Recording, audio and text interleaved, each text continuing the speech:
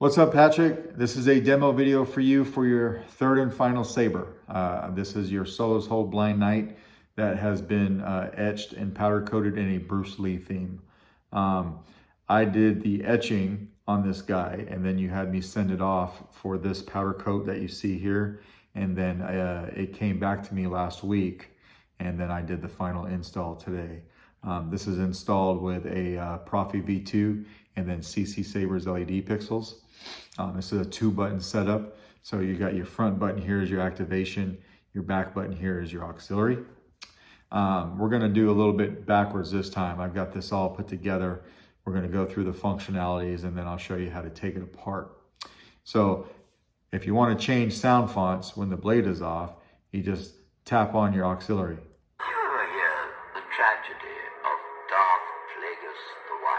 You can see I put yellow and a yellow and a blue LED in your control box. I left out the red and green acrylic pieces that this kit comes with because I wanted to match the vibrant theme that you had done to your saber. So I wanted a yellow and blue LED in there. And in order to do that, I had to leave those out and leave the switch box hollow, but I think it's shining through really well in there.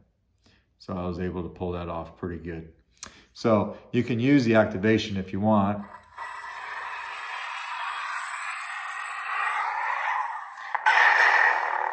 See, your LEDs are lighting up like they should. Smooth swing. Twist off. We can put a blade in here. This does take a 1-inch diameter blade. Make sure your blade retention is out of the socket.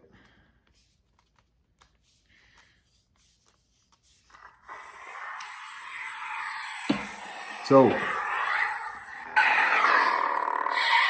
one thing I will tell you about this guy is my full-length blade is not going to fit. This blade socket is incredibly tight. I've got a test blade that did not fit, and then I've got my full-length blade that did not fit. So whatever 1-inch NeoPixel blade that you intend on using with this guy, you're going to spend some time sanding that guy. I just want you to be aware. That's my fault for not checking my full-length blade before I came out here. I've been in kind of a rush, and then I tested this outside of this saber and it worked fine, but I do not have a blade to test in the saber because I don't have a blade that's sanded that much.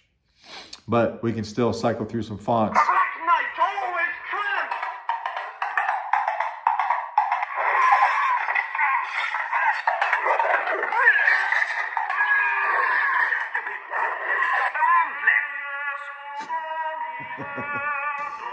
I don't know what the hell you have me put on here.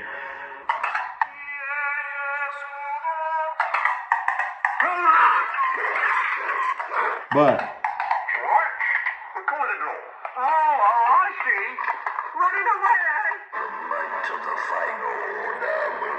this one I'm familiar with.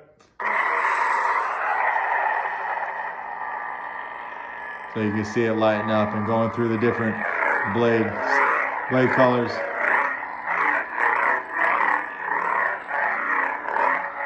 Twist. And we'll cycle through a few of these. You want me to put the hammer down? Transfer blade. Just like that. Twist it off. Power off. So you can keep cycling through all the fonts that you have me put on here in that manner. To get everything out, what we want to do is we want to unscrew this pommel.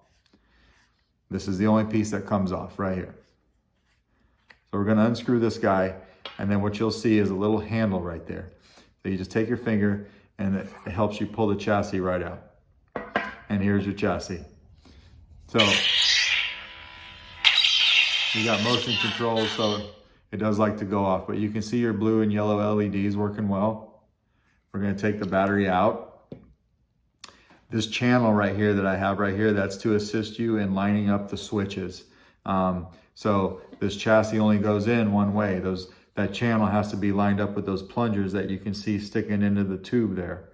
If you try to go this way, you'll stop right here. So it does have to be lined up before it goes in all the way, just like that. and that's how you clock the chassis. What else we got? So it does say be water, my friend, over here in Arabesh. You got a 28 millimeter speaker. There's your Proffie board. It's a removable battery system, so spring side is going to be your negative, and then you've got your CCSabers LED pixels up on this pedestal right here, and that is the same size. So this chassis is made in a way when it's all the way in, only the pins stick into the blade socket, right where that diameter changes in there. So the blades touch these pins. And that's about it, right? We'll put this back in here. I'll shut this pommel and then we could talk a little bit about what I did to the control box. I did tell you about the red and green acrylic pieces that I left out so that we could see the yellow and blue LEDs. These two switch plungers. I actually used a spring from a mechanical pencil. I took that out and I cut it in half and I put it underneath each plunger, so that way when you press down on one of these guys and you take your finger off, it comes right back up into place instead of being free floating. And that works out really well. It's a very firm tactile feel on each of these guys. So I hope you appreciate that. What else did I do? JB welded in these two pins for you. These two pins as well. I did JB weld on this blue shroud. I JB welded the switch box down, and then the top of the switch box I did as well, so that the pressure of the springs would not ever pop it off for you. So this thing is rock solid. Your blade retention's right here.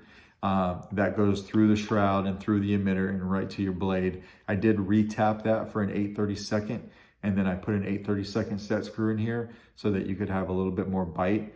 And then, yeah, that's about it, man. Let me know if you got any questions. If not, I'm going to put all three of your sabers out in the mail to you tomorrow. And thank you so much for your business.